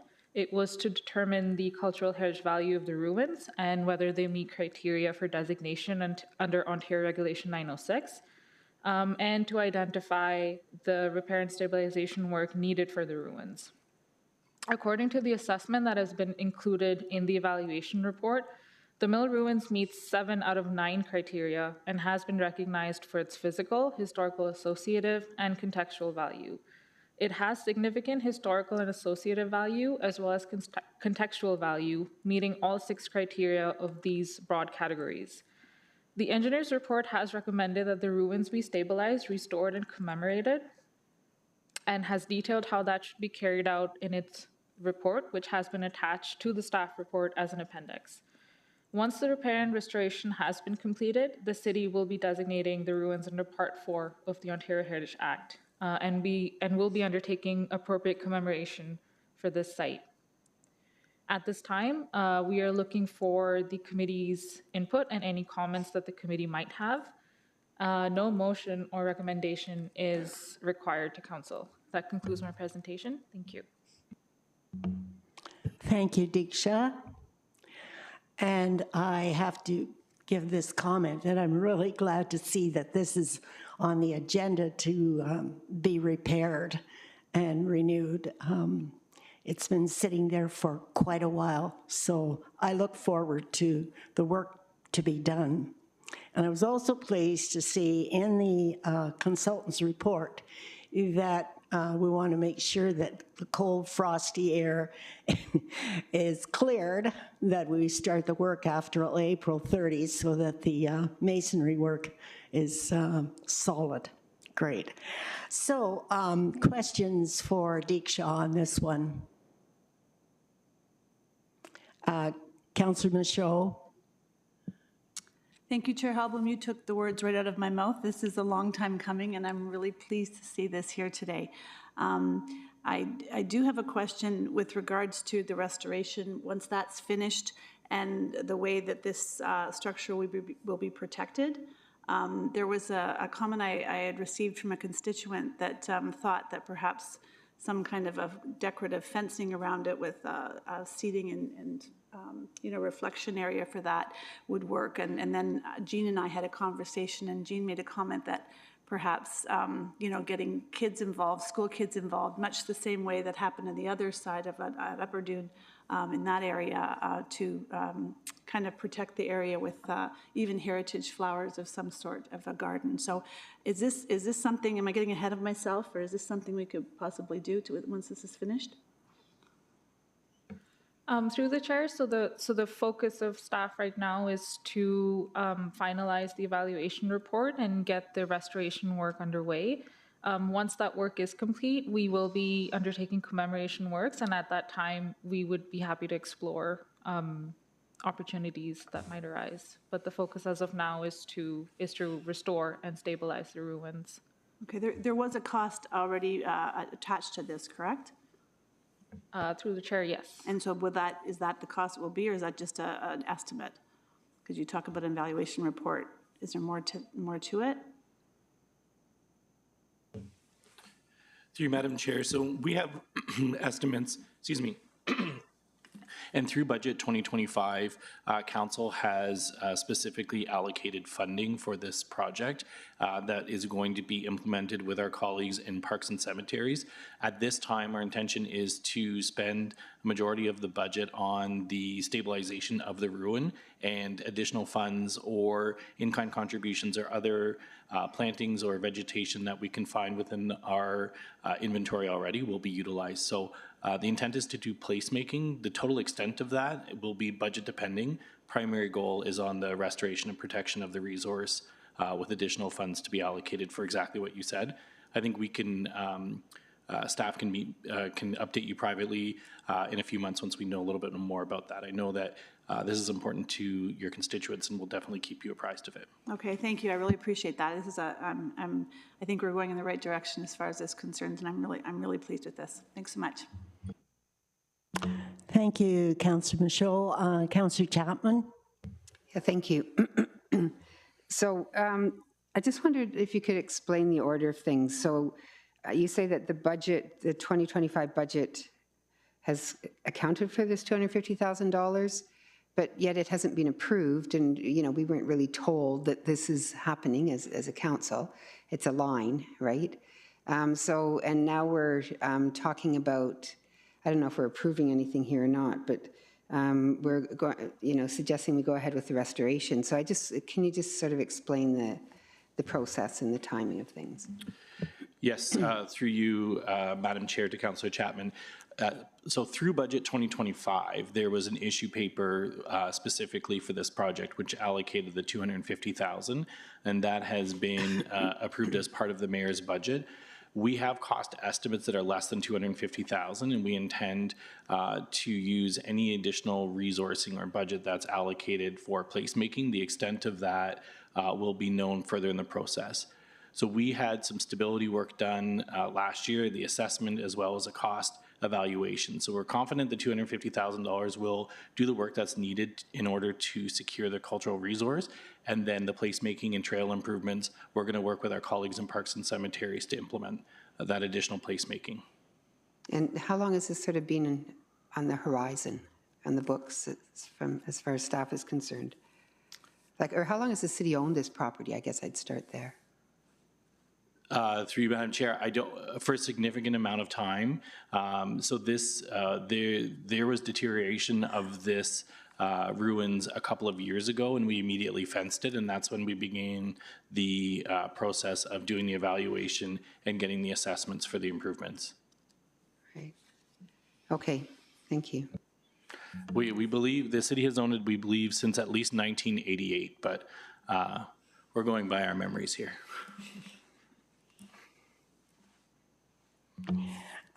Thank you. I do believe in the background material, there was a picture of the mill and as a ruin. And if I recall, it was in the hands of the GRCA, and then there was concern about the walls and so on. So this was about 1982 when they brought in the bulldozer, thinking it was going to collapse. And I understand that they had to bring dynamite in to alleviate these walls. That's how strongly built it was. And consequently, we got this ruin that is now needing repair.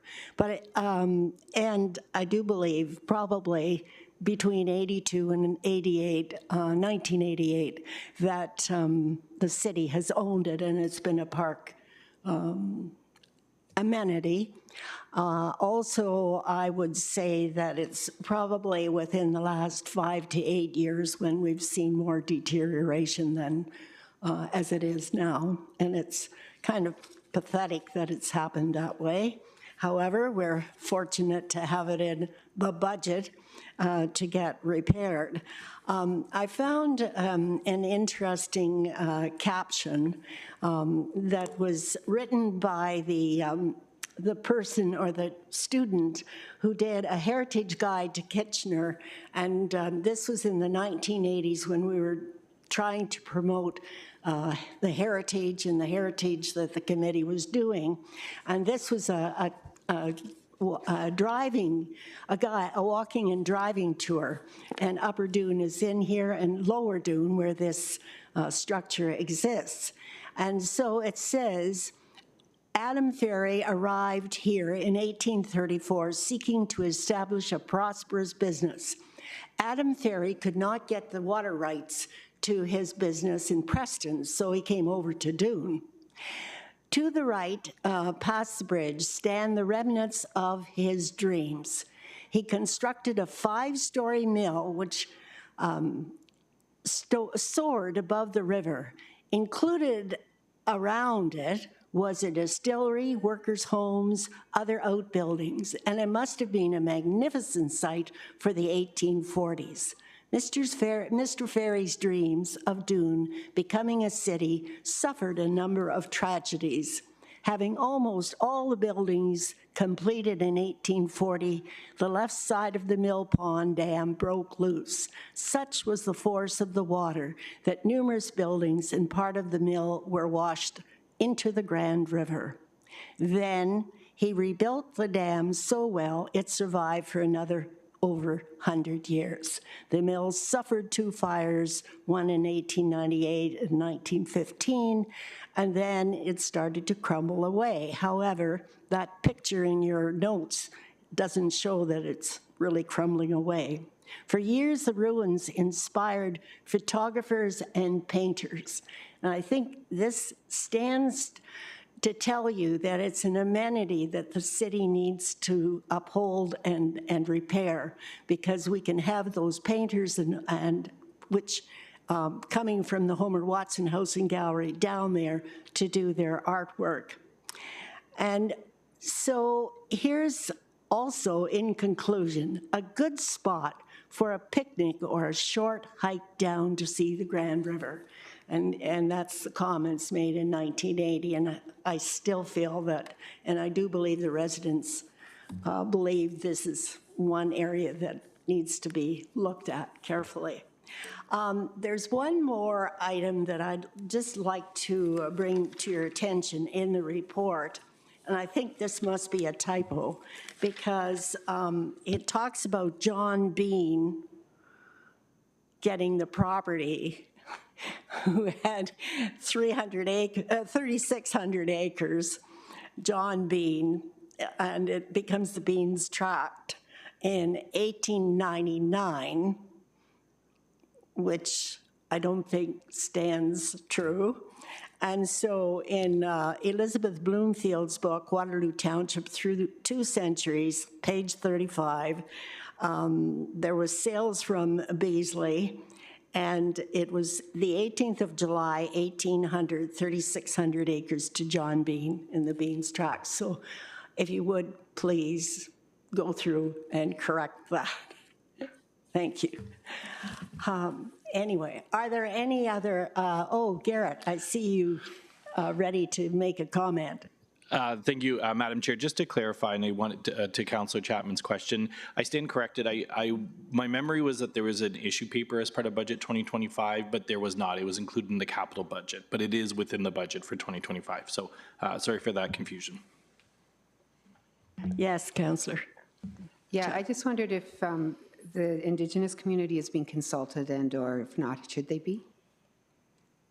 Like they might want some participation in the restoration, or, you know, the surrounding area and what it would look like in the end with, I don't know, signage or whatever. Yes, we will definitely take that into consideration. I think it lends a very good opportunity for looking at plant material and so on, especially when we're going back to this very early times. I do think it's important. Right. Are there any other? Yes, Grant. Yeah, thank you. And through the chair, I was just curious about what the next steps are, because I note that the property is not designated currently, and that's part of one of the recommendations in the report. So would there be an updated statement of significance coming back to Heritage Kitchener, and then also presumably a NOID after that? Through the chair, yes, that's correct. Once the stabilization work has been complete, we will be bringing back this item in the form of a formal notice of intention to designate. Thank you, Grant, for that question. And I, too, did have questions when I read the report, Deeksha. I realized that we're going to be looking at stabilizing, repairing, and making sure that the remnant is in good repair and sound. And we also had an extensive write-up about what we could do to highlight the area. And do you foresee that this work would be done or started this year, or perhaps into next year, or any timeline on that? Through the chair, our intention is to get started on the stabilization and restoration work as soon as possible. When the other pieces happen in terms of commemoration and designation would depend on when the restoration work is complete. So I won't be able to give you a definitive timeline at this point, but as I mentioned, the focus is to do restoration first, and then once that is complete, we will be proceeding with commemoration and designation. I wonder if there should be perhaps some brainstorming or discussion with the significant people that might have input with respect to commemoration. And granted, whenever that goes into force or being, that's a separate issue. However, the planning and the working and everything will probably take some time. So perhaps you can think about what is logistic. Are there, yes, Councillor Chapman? Any other questions or comments? Yes, Grant. Thank you. I just had one quick last question. I was curious, actually, in a similar vein, if there was going to be some sort of formal input from the community, or some kind of, I don't know, body that would kind of help put input towards the commemoration, or what role this committee might be able to play in that as well. Through the chair, we are exploring commemoration options at this point. Nothing has been finalized, but when the time does come for us to undertake this work, we will be looking into all the options that are available to us. So that is definitely a possibility. I just won't be able to give you a definitive answer at this point. Thank you, Deeksha. Are there any other comments? Yes, Councillor Michaud. Deeksha, I have one more question, just a comment maybe. The restoration will be done in 2025, that's my understanding, right? So it may take a year to get, if it does take a year, it could, I mean, but the restoration piece will be, the structure will be restored and protected to some degree until we get to the next steps. Through the chair, yes, that's scheduled for this year. Thank you. Any other questions, comments about this item? Thank you. we are not making any recommendations, but I think we've given enough input that might sound like recommendations. And I do believe we've given adequate feedback on this item. Seeing no more comments, hands, we'll leave the item. And now we come to item 5, information item, heritage permit tracking sheet. Staff, do you have any comments with respect to looking at more properties for designation, how we're proceeding, what you're looking for from the committee in the upcoming meetings, just to give us some preparation? Anyone, which of you would like to respond?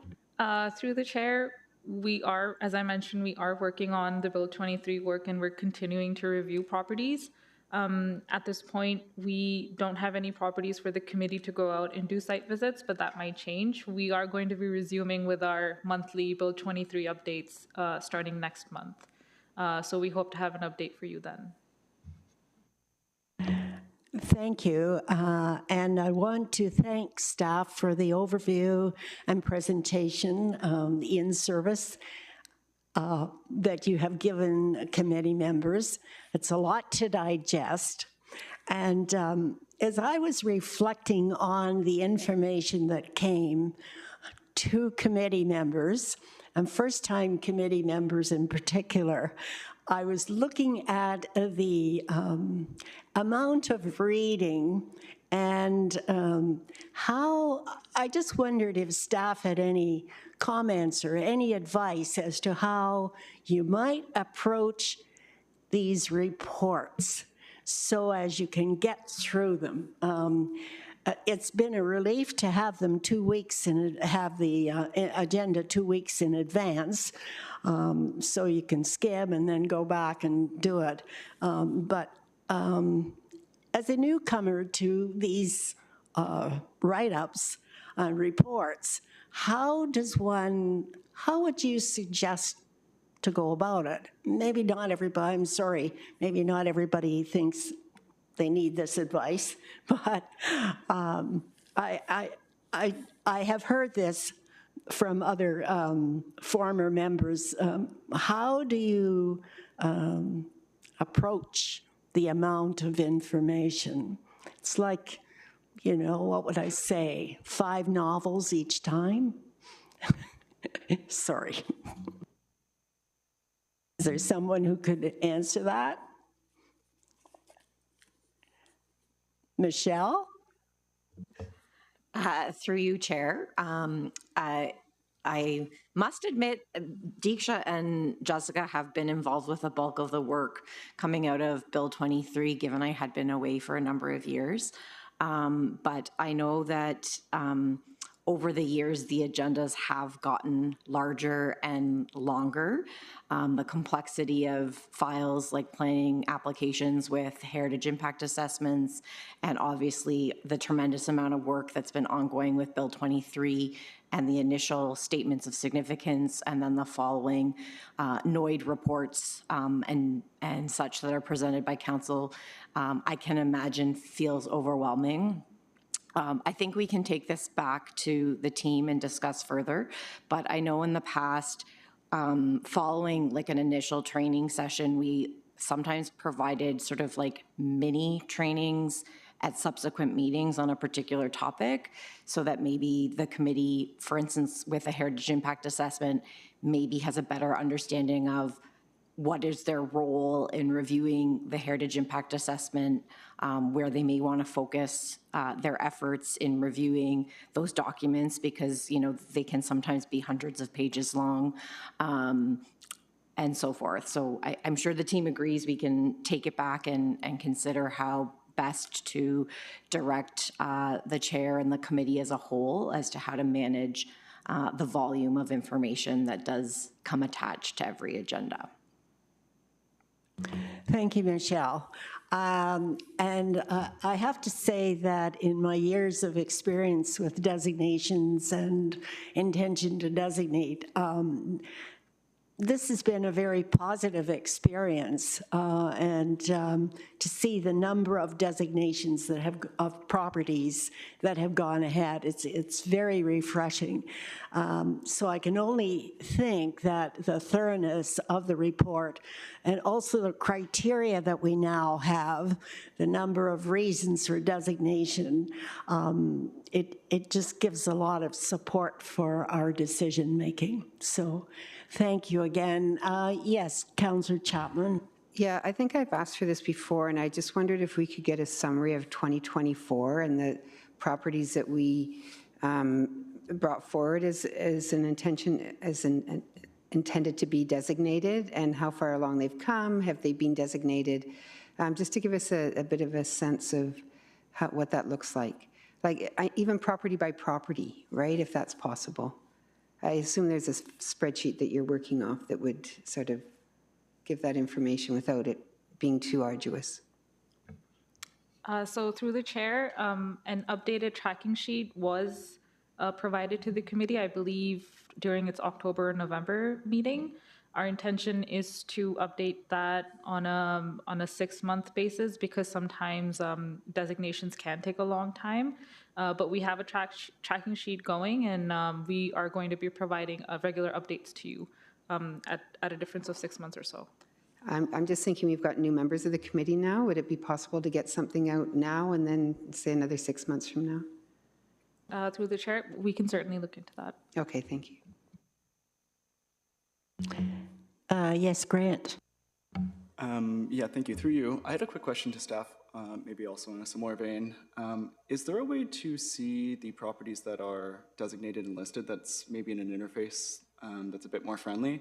I know that if you take a look online, you can see them in sort of list format, but I was wondering if they were able to be viewed in the city's GIS portal or something of that nature, or if maybe there could be some thought into getting them updated into the OnPoint. Through the chair, our designated and listed properties are actually available on the city's OnPoint. There's a bit of a process that you have to go through in order to turn on the heritage layer, but I can send that information around as well if that would be easier. And I just had a additional thought too in terms of your comments to the chair about reviewing the volume of work, especially with our updated statements of significance. Do you believe it would be helpful if we put in summary tables to our updated SOSs, similar to what we put into our presentations when we bring those updated SOSs forward? I think I should ask the question to the committee. Natalie? Just from experience, I think that would be helpful. It is really nice to have a summary, and I think, staff does a great job of summarizing everything within 5 minutes, and it definitely takes a lot longer than 5 minutes to read everything, so I think that would be very helpful, yes. Any other comments? It might be a little soon to say yes or no. However, it's available to do. Jessica, not adding another layer to the workload, or what do you think? Well, through the chair, we create the tables anyway for our presentations. So if it's just an additional element that we maybe add to the beginning of the reports, we still do have to do our detailed review, so the documents will still, in appearance be very long. But if the volume of reading to do is just too much, then the summary table could be helpful, and it's something staff have to do anyway, so. Fine, thank you very much for that offer, and we'll try it. And we'll see from our point of view and your point of view, planners, if it's a good thing to continue, so thank you.